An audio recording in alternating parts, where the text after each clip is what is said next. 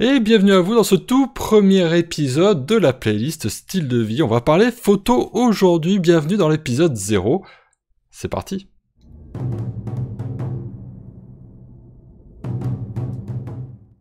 Et oui, épisode 0, bah oui, il faut bien commencer par un bout, hein. Bienvenue à vous, toute première vidéo de cette playlist Style de vie. On va commencer par de la photo parce que c'est ce qui m'intéressait en fait en tout premier de commencer. On va commencer par les bases. Alors, on va pas du tout parler, j'ai envie de dire, technique, et c'est là que je vais sortir un écran que je vais sortir absolument systématiquement sur les styles de vie photo.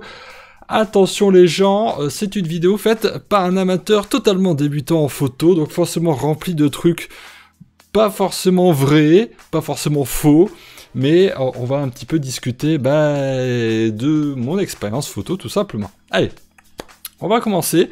On a un petit programme qui va s'afficher tout en bas, vous voyez c'est magnifique. On va commencer par tout simplement mon matériel.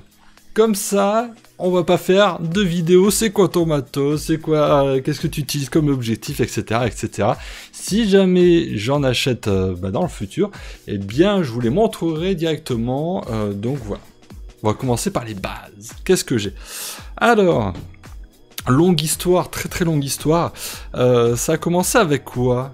Mince, je ne l'ai pas. J'avais commencé avec un petit Fuji... un petit Fujifilm, ça fait partie des compacts, voilà. Bon, avec ça on fait pas grand chose, hein. On fait à peu près ce qu'on fait avec des téléphones portables. Et puis après, rapidement, je suis passé, c'est mon père en fait qui m'a filé son appareil photo, c'est un 300D qui m'avait filé en fin de vie. Voilà, avec un capteur nettoyé déjà beaucoup trop de fois, rempli de poussière, etc. Et donc je me suis dit, bon merde. Voilà. Donc je suis resté Canon parce que je n'ai que des objectifs Canon. Voilà, donc je suis un petit peu enchaîné, peut-être fausse idée, mais bon voilà. Actuellement je suis avec celui-là, un 700D que j'ai acheté il n'y a pas hyper longtemps, voilà, un 700D, donc c'est de l'entrée de gamme. Voilà. Je ne suis pas avec le milieu de gamme, il faut supprimer un nombre, on tombe au 70. Si vous voulez la gamme supérieure, il va falloir encore enlever un numéro, un 0, donc on est au 7D, et puis après on passe aux marques, etc., etc. Donc voilà un petit peu la logique de numérotation, si j'ai bien compris, plus ou moins. Bon, c'est une logique assez facile à retenir. Ce n'est pas tout, parce que si on n'a pas d'objectif, on ne fait pas fonctionner un appareil photo réflexe. Ça c'est bien joli, mais voilà, il est déjà équipé de base, parce que c'est celui que j'utilise le plus en ce moment. Voilà, oui, parce que j'ai pas commencé à faire de la photo hier, hein. Je vous rassure très fortement, ça fait déjà quelques mois que je m'y intéresse de près, voilà, tout simplement. Allez, équipé dessus, vous l'avez, c'est le... Vas-y, fais le focus, s'il te plaît, la webcam, histoire qu'on rigole un petit peu. Voilà, c'est un 50 mm f1.4. Voilà, il est sympatoche. Je m'amuse beaucoup avec cet objectif-là. C'est une focale fixe, comme son nom l'indique, 50 mm. J'avais le choix entre ça ou le f1.8. Finalement, j'ai pris le f1.4. Je sais pas pourquoi, à vrai dire.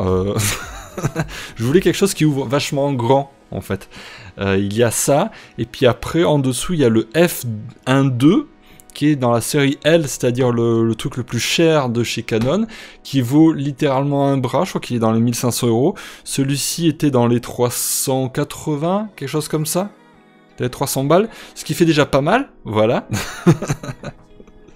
Ça fait vraiment cher, hein. Ouais, 1500 balles, je sais pas si je serais prêt à un de ces quatre. Alors je l'ai acheté nu. J'ai acheté le 700D ici même, je l'ai acheté nu, donc je n'ai pas l'objectif qui est vendu dedans en kit. Je me suis séparé de mon ancien appareil, c'était un 1100D que je n'ai pas eu de remords à lourder parce qu'il ne me convenait pas forcément bien. À l'heure actuelle, si j'ai choisi celui-là, c'est parce qu'il a quelque chose que j'utilise un petit peu, c'est l'écran. Alors l'écran est tactile, mais il est surtout orientable. Ça veut dire que vous pouvez regarder de haut déjà, savoir si c'est plus intéressant de prendre un petit peu de hauteur, ou vous pouvez faire des photos vers le bas sans pour autant vous mettre écrasé au sol.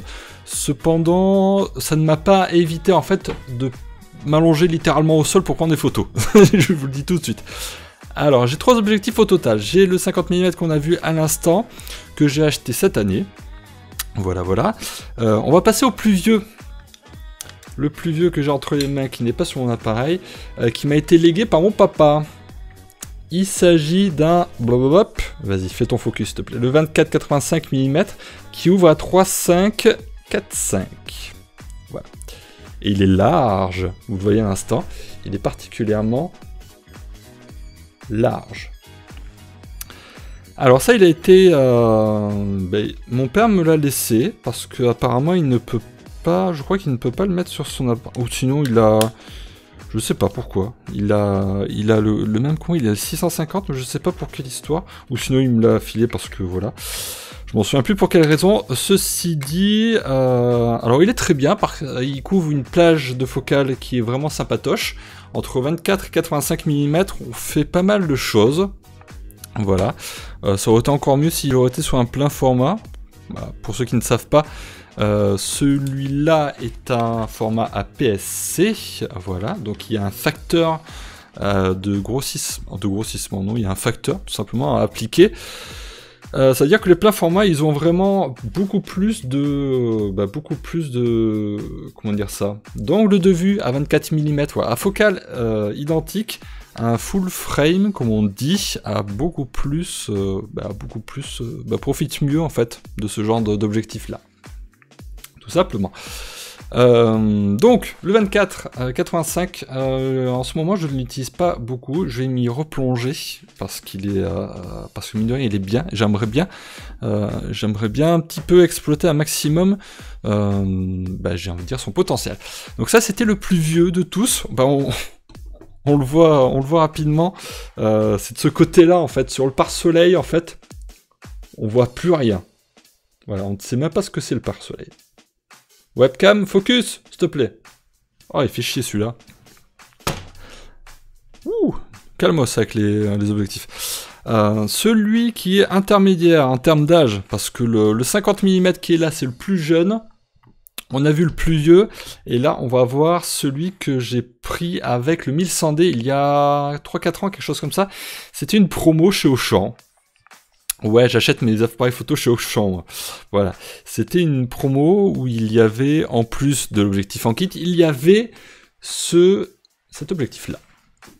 C'est un Sigma, on le voit ici. Allez, fais le focus, s'il te plaît. Merci, cordialement. 70-300 et il fait de la macro. On ne le voit pas parce que la webcam fait de la merde. Webcam. Allô, webcam. Voilà. Vous avez un réglage macro, mais pas tout le temps. Entre 200 et 300 mm, vous avez la plage macro, et vous pouvez avancer. C'est marqué juste là, hop, juste là. Vous pouvez approcher à moins d'1 mètre, voilà. Approchez à moins d'1 mètre votre sujet alors que vous êtes à 300 mm de focale. Voilà. Alors on va voir les photos que j'ai fait avec cet objectif-là, parce que je m'en suis servi. Beaucoup, uniquement pour faire de la macro. En même temps, c'est un objectif macro, donc j'ai envie de dire, on a davantage, on prend davantage son pied avec ce genre d'objectif lorsqu'on fait de la macro, c'est-à-dire des plans rapprochés.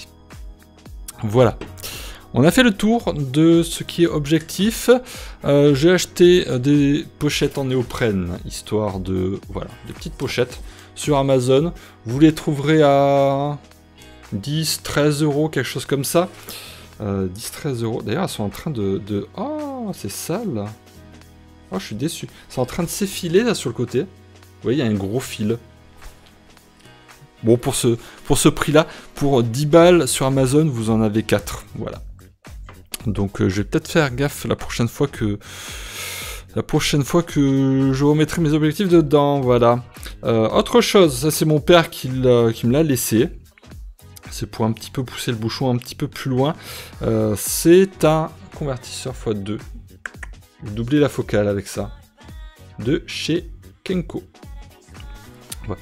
Je l'utilise rarement, je dois vous l'avouer. Je l'utilise rarement. Je ne sais pas. Je ne sais pas pourquoi. Parce que ça me suffit, à vrai dire, les focales que j'ai. Je n'ai pas de nécessité d'aller plus loin. J'ai la possibilité de faire un 600 mm macro. Enfin, je crois que j'ai testé cet été. Je ne sais pas si j'ai fait le comparatif entre deux photos à 300 ou à 600. Je crois que c'est pas dramatique en fait de le mettre ou de ne pas le mettre. Mais je crois que ça détériore un petit peu la qualité d'image. Donc ça, je ne l'utilise que hyper rarement. En termes d'accessoires, j'ai une espèce de lanterne à LED. Voilà, que j'utilise aussi très rarement. Quelque chose que j'ai utilisé cet été un petit peu plus souvent, j'ai un réflecteur qui fait 4 en 1, si je me trompe pas, ou 5 en 1. Il fait diffuseur, il a une face... alors il fait diffuseur, il a une face dorée, il a une face argentée, je crois qu'il a une face noire, ou 3 ou 4 en 1, bref.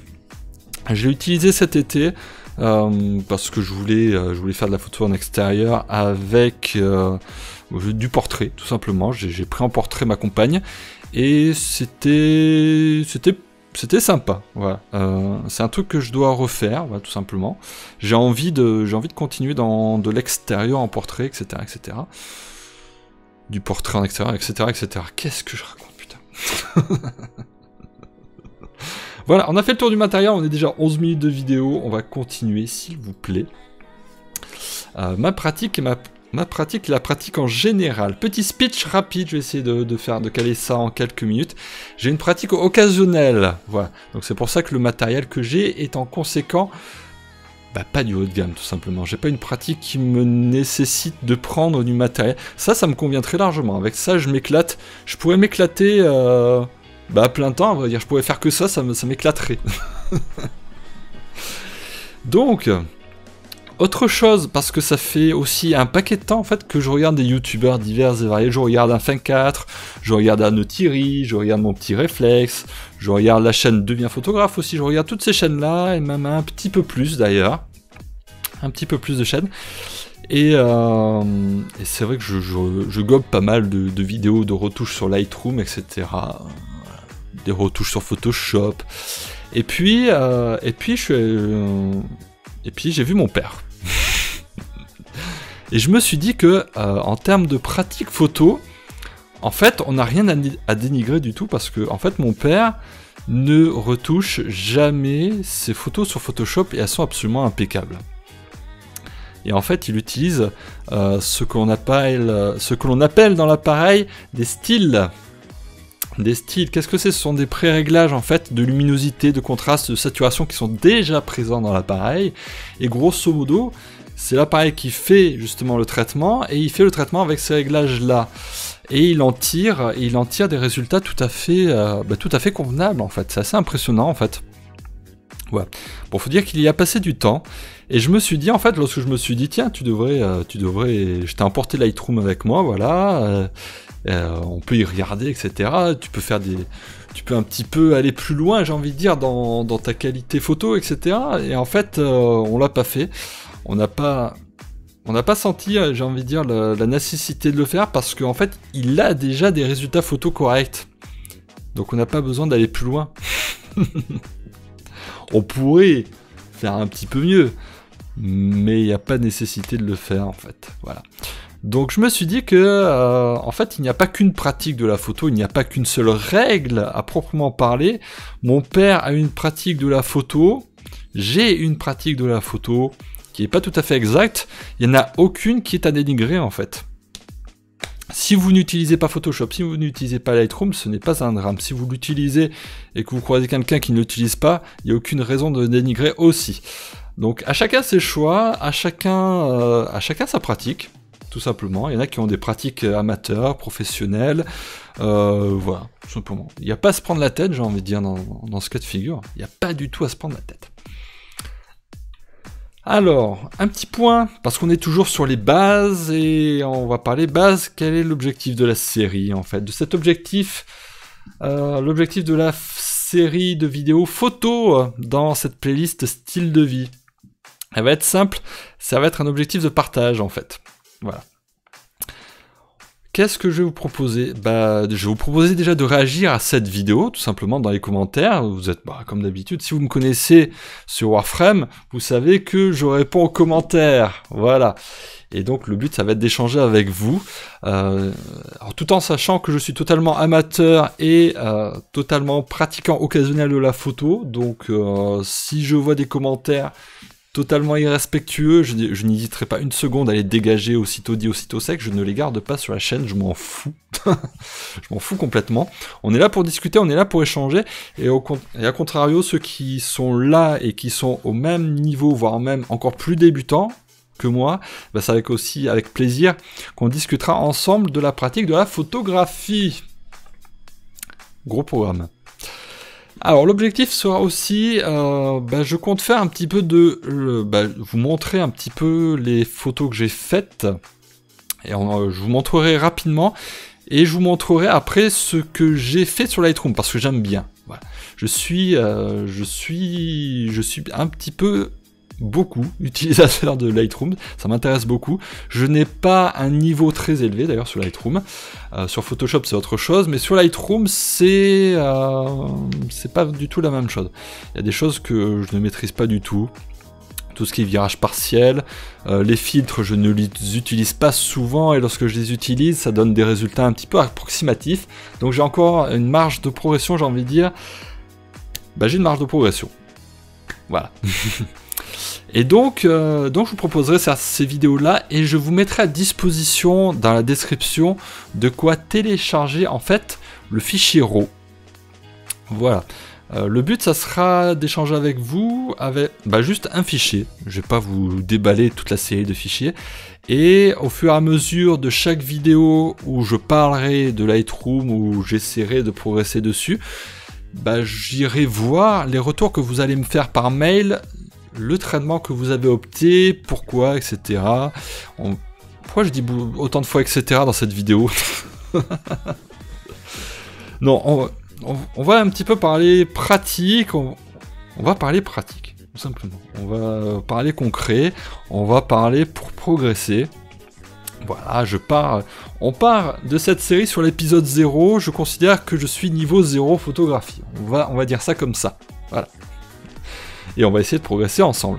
Donc, restez à l'affût sur les prochains épisodes. Il risque d'y avoir des fichiers, mes fichiers RAW que je vous laisserai à disposition, pas tous, un seul, et on essaiera de peaufiner ce fichier RAW, de peaufiner le traitement pour obtenir quelque chose de très bien, voire même de magnifique, qui sait. Allez, soyons fous.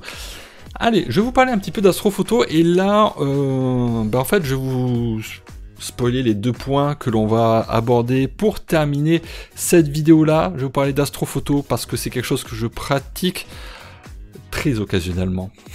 Voilà, je suis en région parisienne comme vous le savez, je suis dans le 92, c'est-à-dire touche avec Paris. J'ai un ciel absolument dégueulasse en termes de pollution lumineuse, mais je vais chaque été chez mes parents qui ont un ciel plutôt bien. Voilà, on capte pas bien le téléphone, on capte pas du tout internet. Non, c'est plutôt pas du tout le téléphone, et très peu internet. Donc forcément, c'est qu'on est en race campagne. Qui dit race campagne dit assez intéressant pour l'astrophoto. On va voir ça ensemble.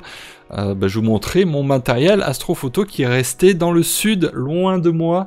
Mais l'année prochaine, je pense que je ferai un petit détour par cette séance astrophoto, et je vous sélectionnerai quelques photos et on les commentera ensemble. Allez. Qu'est-ce qu'on va faire si je fais ça? Oui, magnifique. On est sur Lightroom et on est sur une photo de la Voie lactée, merde. On va parler côté matériel. Voilà. Alors pour la petite histoire, ça date de... Je l'ai acheté il y a 15 ans. C'est ça, oui, il y a à peu près 15 ans, je l'ai acheté. C'était de la marque Paralux qui ne sort plus de matériel astronomique. C'est un 150... non, pas un 150, c'était un 115-900.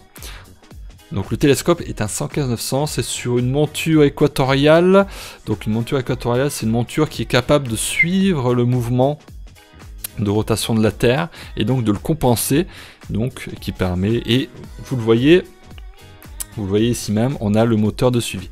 On le verra un petit peu mieux ici. J'ai un moteur de suivi qui me permet de faire des pauses longues, voilà. Ça, c'est fait maison. Et c'est fait par mon papa, et d'ailleurs je suis assez content. Donc voilà, le moteur de suivi avec la raquette, bref, ça c'est un truc qui vaut que dalle. C'est un truc qui est hyper imprécis. La monture, c'est celle qui supporte le moins de poids, et c'est celle, il n'y a pas de niveau dessus. C'est absolument dégueulasse. Lorsque je le mets en station, je mets à peu près 1 heure pour mettre en station, parce que je suis absolument incertain de faire correctement le niveau. Voilà. Parce qu'il n'y a quasiment aucun point, il n'y a pas de niveau en fait, dessus. Il n'y a pas de niveau, il n'y a pas de... Bah, du coup, comme on est avec la monture nue, il n'y a pas de viseur polaire. Il n'y a pas de viseur polaire, et donc c'est absolument la merde. Ça a été bricolé par mon papa. Voilà, cette petite pièce en bois recouverte d'une plaque et avec quelques vis, et avec le pas de vis pour mettre l'appareil photo dessus. Comme ça, la boucle est bouclée. Il suffit juste de visser à l'appareil photo dessus. Merci papa. Voilà. Malheureusement, il ne regardera pas cette vidéo-là. Mais je remercie énormément mon père pour... Je ne le dis pas assez, en fait. C'est parce que c'est vrai qu'il m'a permis de faire des photos. On les verra juste après. D'ailleurs, je vous expliquerai pourquoi celle-ci, elle est absolument de couleur dégueulasse, a priori. Mais c'est vrai que je remercie mon père et ma mère, on va dire. Parce que c'est vrai que sans ça, je n'aurais pas pu explorer le ciel comme je le fais à l'heure actuelle. Voilà.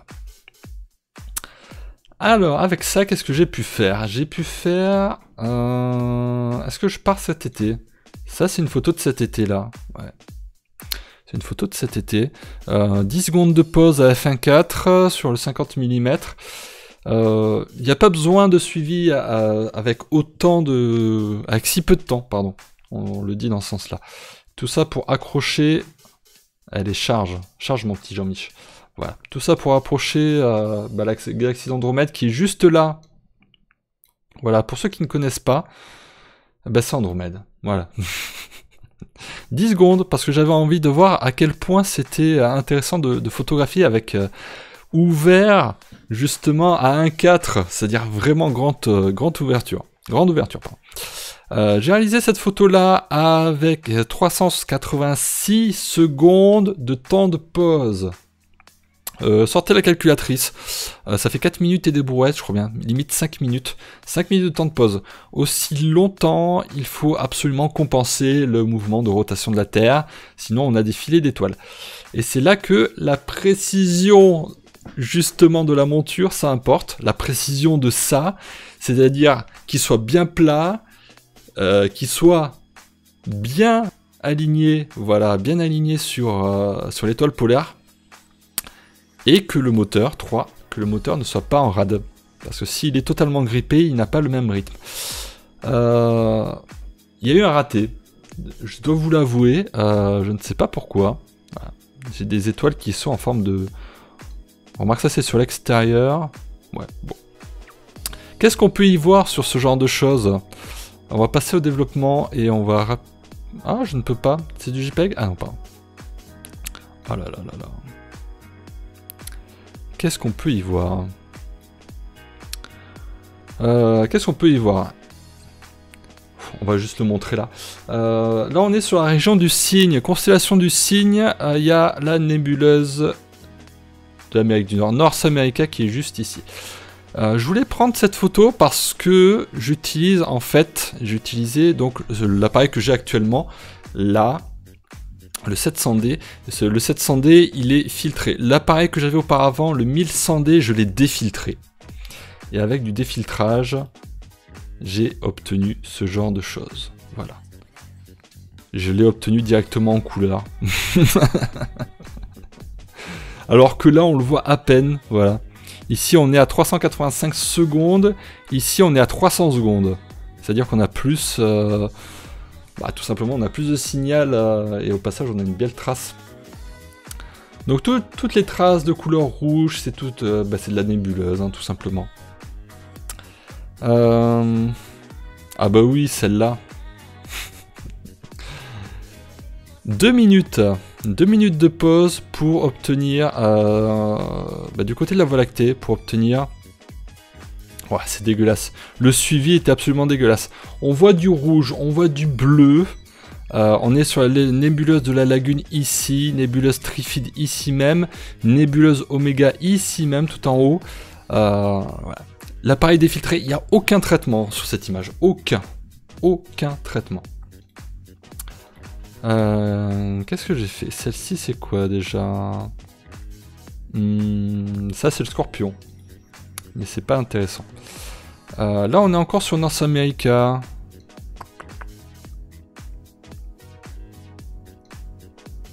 Hop. Il y a beaucoup d'étoiles. Hein. Bon, je ferai ça une autre fois. Encore une fois, ça, c'est de la Voie lactée. Mais encore plein sud, il y a tellement de pollution lumineuse, bref. Vous voyez, hop. Très rapide. Combien de temps j'ai mis? 80 secondes. Ouais, les étoiles sont pas parfaitement... j'ai envie de dire, ponctuelles. Voilà. Qu'est-ce que j'ai fait? Les Pléiades. Il n'y a pas de couleur sur les Pléiades. Si, un petit peu de bleu. Bon, c'est comme ça. J'ai fait du flash iridium. Le flash iridium, qu'est-ce que c'est? Bon, ça, c'est à perpète. Et je m'y suis tellement pris à l'arrache. Le flash iridium, qu'est-ce que c'est? Ça, c'est une photo qui a un temps de pause de 30 secondes. Pour ceux qui connaissent un petit peu, c'est la constellation d'Orion. C'est le renvoi de la lumière du soleil par un satellite iridium. Un satellite que l'on a lancé nous.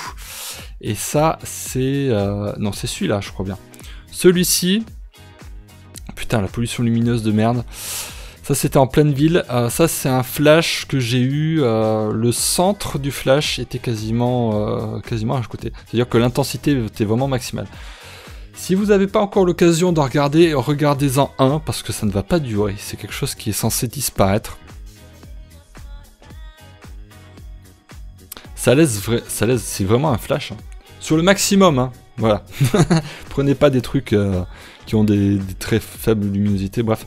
Si vous voulez que je parle de flash iridium, eh bien n'hésitez pas à le mettre en commentaire, voilà, c'est avec plaisir qu'on en discutera un petit peu plus. On va revenir sur la bibliothèque, on va passer sur les photos de l'été. Au 50 mm, tiens.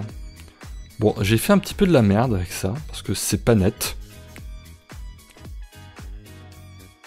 C'est très bruité, je suis à 1600 ISO. Je suis au 1000... Je crois que j'aurais pas dû, en fait. La pratique, les amis, je suis au 1600e de seconde. J'aurais jamais dû être aussi... j'ai envie de dire, je suis ouvert à 2.8. J'aurais très bien pu. J'ai du bruit à fond les ballons. Donc voilà, ça c'est mon petit... mon cher petit poussin. Mon fils. Voilà. J'ai fait quoi? J'ai fait de la macro. Avec des petites bébêtes. Voilà. Alors l'avantage d'avoir celui-là, vous l'avez vu en tout début de vidéo, l'avantage d'avoir 300 mm de focale, c'est-à-dire que je peux être vachement loin pour approcher ce genre de truc. C'est pas que je craigne me faire piquer, mais ça m'intéresse pas.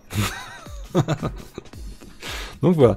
Celle-ci, c'est celle que j'ai sélectionnée, c'est celle que je considère être la plus réussie du lot. Un play plutôt pas mal, même si elle est un petit peu bruit. Je sais pas, non, pas tant que ça. Je suis à ISO 400, je suis au 320e de seconde, parce que ça c'est la petite bête bouger quand même, mine de rien. Je suis ouvert à 6.3, à 300 mm. Ouais. J'ai fait de la fleur aussi, ouais. J'ai fait de la fleur. J'ai volontairement mis un petit peu de... Bah, il y avait d'autres fleurs, j'ai envie de dire, à côté. Et bon, le temps que ça charge. Ça, je les ai importées toutes récemment. Mais non, ça me plaît, parce que je voulais avoir un petit peu les petites boules qu'il y a là-bas. Sur...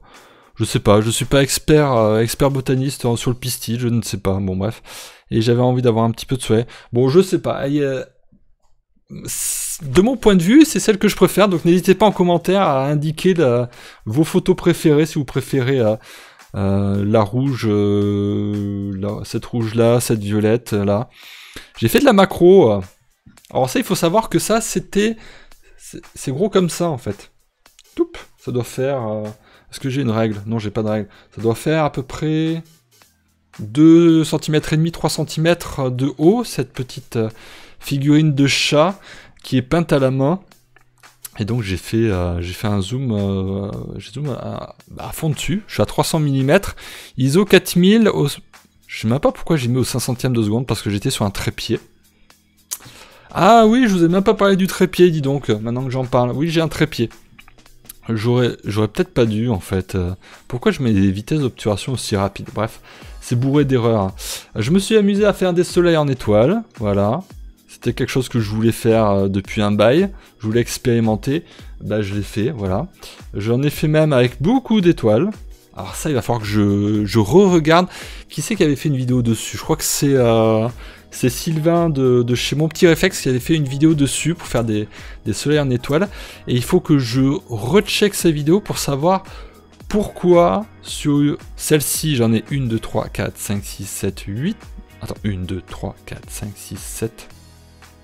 1, 2, 3, 4, 5, 6, 7, 8. J'en ai 8. J'ai 8 branches. Et pourquoi là, j'en ai... limite le double. Plus du double. Bon, je vais pas les recompter. C'est... même objectif? Je ne crois pas. Si, c'est le même. Même objectif, pas le même nombre de branches. Bref. Et on va terminer avec... ça fait déjà une demi-heure que je suis en train de blablater. On va terminer avec la photo que j'ai préférée, parmi toutes, qui est légèrement perfectible. Alors, elle est pas traitée. Je vous montrerai peut-être... je vais lui donner un petit peu plus de punch à la version finale. Voilà. Désolé si vous avez entendu des petits bruits de tic-tic, c'était moi qui... Voilà, j'étais un petit peu stressé des doigts. Je sais pas pourquoi. Donc j'avais... voilà. J'ai un cadenas dans la main. Donc ça, c'est la photo que je préfère parmi toutes. Le chat. Le chat, voilà, tout simplement. Je l'ai retraité pour donner un petit peu plus de punch côté couleur. Parce que ça donne... C'est un petit peu délavé. Voilà, ça c'est la photo brute. Je ne l'ai pas plus amélioré que ça. Le cadrage pour moi est ok. Parce que je voulais... elle était dessous. C'est une minette. Voilà, elle s'appelle Minette. Voilà. Très intéressant, très original pour un chat femelle. Elle était sous un arbuste. On le voit sur la droite. Et donc j'avais envie de garder un petit peu cet environnement-là. Ça faisait un petit peu d'ombre aussi dessous. Et le premier plan qui est flouté, parce que je suis à f1.4. Je suis à f1.4. ISO 100. On était en plein soleil. Je vous montrerai peut-être la prochaine fois, si vous avez envie, bien entendu. Voilà.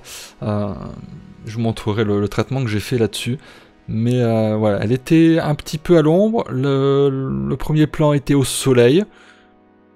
Voilà, j'ai pas porté beaucoup, mis à part redonner un petit peu de punch en termes de couleur, parce que je vous avouerai que telle quelle, elle est un petit peu fade. Mais je l'aime beaucoup. Brute comme ça, je l'adore. C'est la photo que je préfère parmi toutes. Celles que je vous ai sélectionnées auparavant me plaisent tout à fait. Hein. Voilà. Mais celle-ci, c'est celle que je préfère largement. Voilà, on va se quitter sur ça. Petite chose, n'hésitez pas, il y a une fiche que vous avez dû voir apparaître en haut, juste tout en haut là-bas. C'est un petit questionnaire, voilà, savoir si vous êtes un petit peu intéressé par tout ce qui est photo, si vous êtes intéressé par justement que je vous mette à disposition certains fichiers RAW que j'ai, et puis que je puisse vous partager un petit peu vos traitements, vos développements en Lightroom, voilà, pour les prochaines vidéos. Voilà. Hop. C'était de l'art. Merci à vous d'avoir suivi cette vidéo. N'hésitez pas à checker la fiche que vous avez vue juste auparavant. On se retrouve d'ici 2 semaines pour une nouvelle vidéo de la playlist Style de vie. En attendant, portez-vous bien. Ciao ciao tout le monde.